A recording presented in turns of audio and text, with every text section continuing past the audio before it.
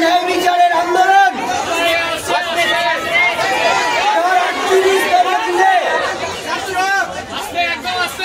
তার 38তম দিনে আজকে আমরা যখন গিয়েছিলাম তখন এখান থেকে বলে গিয়েছিলাম যে আমরা যে আমাদের সদিচ্ছা দেখাচ্ছি যে আমরা একটা আলোচনায় বসতে চাই এবং আমাদের 5 দফা দাবি নিয়ে আলোচনা করার জন্য আমরা যাচ্ছি। আমরা গেলাম, সেখানে গিয়ে দুই তরফ থেকেই মিনিটস লেখার যে দাবি সেটা আমাদের চাপে বাধ্য হলেন তারা, আমরা নিয়ে ঢুকলাম। সেখানে দীর্ঘক্ষণ আলোচনা হলো। তার প্রথম কয়েকটি কথা, 2-3টে জিনিস সেই মিটিংয়ে হয়েছে। কিছু সদর্থক আলোচনা হয়েছে, কিছু আলোচনা অসম্পূর্ণ। কিন্তু প্রথম যে কথাটা বলে নেওয়া দরকার, মাননীয় মুখ্যমন্ত্রী আশ্বাস দিয়েছেন যে পুলিশ কমিশনার বিনীত গোয়েল যার অপসারণের দাবি আমরা প্রথম দিন থেকে করছি, তাকে তিনি সরিয়ে দেবেন। আজকে এই যে এটা উনি পেয়েছেন, এটা কিন্তু এই আন্দোলনের একটা বড় জয়। এবং স্বাস্থ্য ভবনের ক্ষেত্রে স্বাস্থ্য ভবন সাফাই করা অভিযান যে আমরা করেছিলাম, তাতে ডিএমই এবং ডিএইচএস তাদেরও সরিয়ে দেওয়া হবে।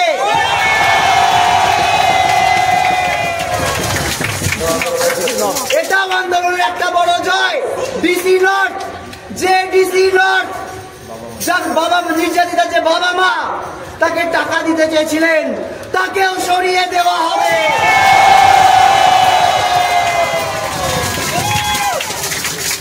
আজকে এতদিন পর, 38 দিন পর আমাদের যে আন্দোলন, তার পাশে সাধারণ জনগণের যে আন্দোলন, সেই আন্দোলনের চাপে কিন্তু এক প্রকার নতি স্বীকার করলো রাজ্য প্রশাসন।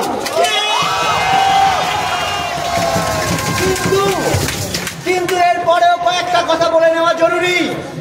এই যে স্বাস্থ্য ভবন অভিযানে আমরা এসেছিলাম, এই যে প্রত্যক্ষ এবং পরোক্ষ তথ্য প্রমাণ লোপাটে আমাদের প্রিন্সিপাল হেলথ সেক্রেটারি যে যোগাযোগ এবং এই যে থ্রেট সিন্ডিকেট, এই যে দুষ্ট চক্র, যে দুর্নীতি, তা বিষয়ে একটা আলোচনা হয়েছে বটে, কিন্তু সেই আলোচনার এখনো অবকাশ রয়েছে। সেই আলোচনা আবার ফার্দার হবে বলে জানানো হয়েছে। কিন্তু একটা কথা বলে নেওয়া জরুরি যে যতক্ষণ না অবধি, এখনো অবধি মৌখিক আশ্বাস পাওয়া গেছে, যতক্ষণ না অবধি এটার বাস্তবায়ন ঘটছে, ততক্ষণ অবধি আমরা আমাদের এই যে আন্দোলন, এই যে অবস্থান, কর্মবিরতি,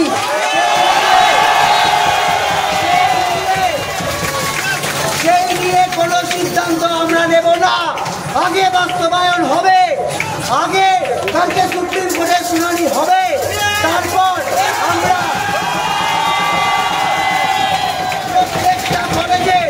প্রত্যেকটা কলেজের যে জুনিয়র ডাক্তাররা আছে, তারা সবাই মিলে বসে কোনো একটা নির্দিষ্ট সিদ্ধান্তে পৌঁছবো, তার আগে নয়।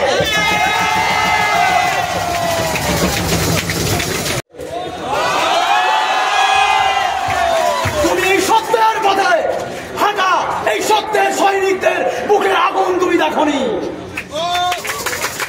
এটা আমাদের শুরু, মনে রাখবেন। যেমন যদি সফলতা একটা সুন্দর ফুল হয়, বিনম্রতা তার একটা সুগন্ধ। আমরা ওই সফলতার জায়গা থেকে আমরা তোমাদের কাছে গিয়েছি। আমরা আমাদের বোনের বিচার চাইতে চাইতে আজকে 38তম দিন পর্যন্ত পৌঁছে গেছি। আমাদের বোনের ওই রক্ত মাথা লাল চোখ আমরা দেখেছি। ওই লাল চোখটাকে আমরা মশাল করে নিয়ে আমাদের বুকের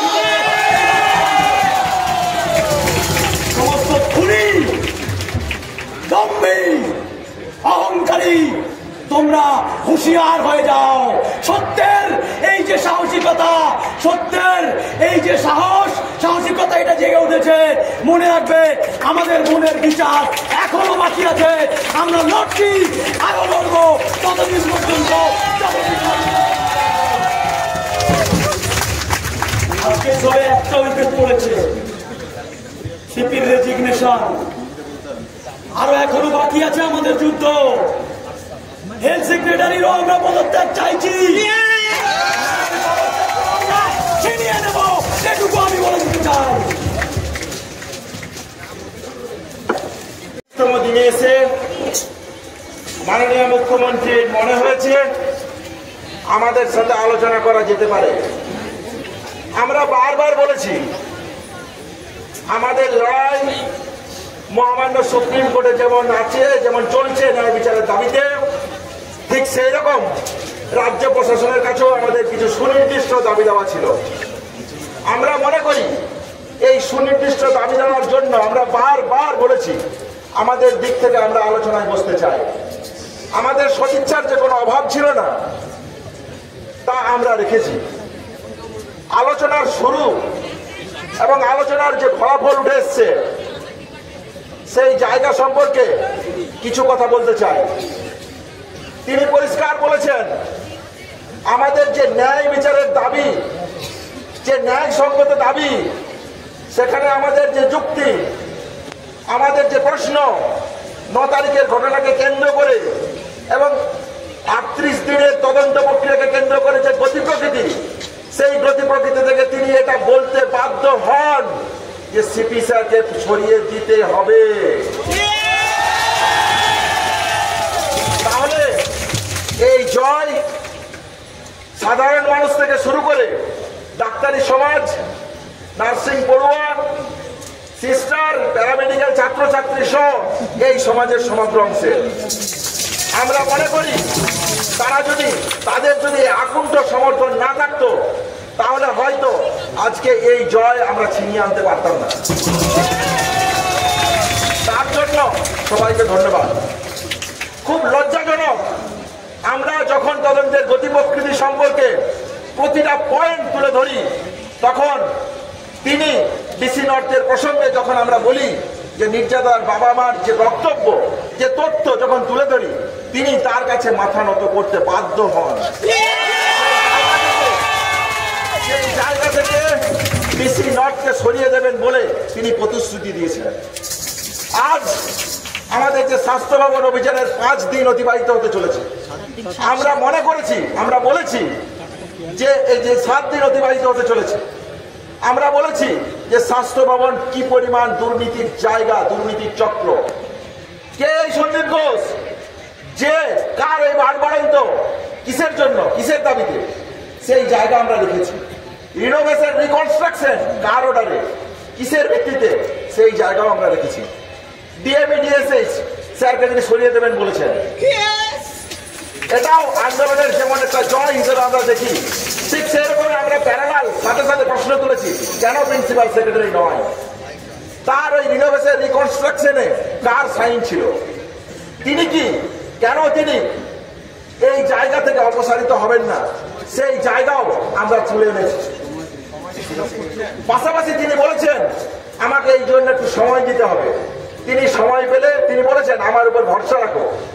আমরা বলেছি আমাদের দাবি অত্যন্ত ন্যায়সঙ্গত এবং যুক্তিসঙ্গত, আপনাকে এই ব্যাপারে বিবেচনা করে দেখতেই হবে। এই জায়গা আমরা রেখেছি। রিগার্ডিং সেফটি, সিকিউরিটি এবং ফেড কালচারকে কেন্দ্র করে যে জায়গা কলেজে কলেজে ভয়ের পরিবেশ তৈরি করেছে, সেই জায়গা থেকে রেসিডেন্ট ডক্টর অ্যাসোসিয়েশন কেন প্রয়োজন, কেন ডেমোক্রেটিক ফর্মে স্টুডেন্ট ইউনিয়ন প্রয়োজন, তার প্রাসঙ্গিকতাকে আমরা মনে করিয়ে দিয়ে এসেছি। আমরা বলেছি যে কেন এগুলো কলেজের ভিতরে গণতান্ত্রিক পরিবেশ বজায় রাখার জন্য কেন প্রয়োজন, কেন 9 আগস্টের ঘটনার সাথে এই রকমের ডেমোক্রেটিক পরিবেশ প্রয়োজন, তার প্রাসঙ্গিকতা আমরা তাদেরকে মনে করিয়ে দিয়েছি। তিনি একটা টাস্ক ফোর্স গঠন করতে চেয়েছেন। আমরা মনে করি যে এই টাস্ক ফোর্স ছাড়াও তার আগে তাদের দিক থেকে কিছু সদর্থক ভূমিকা এই বিষয়গুলো নিয়ে থাকা প্রয়োজন।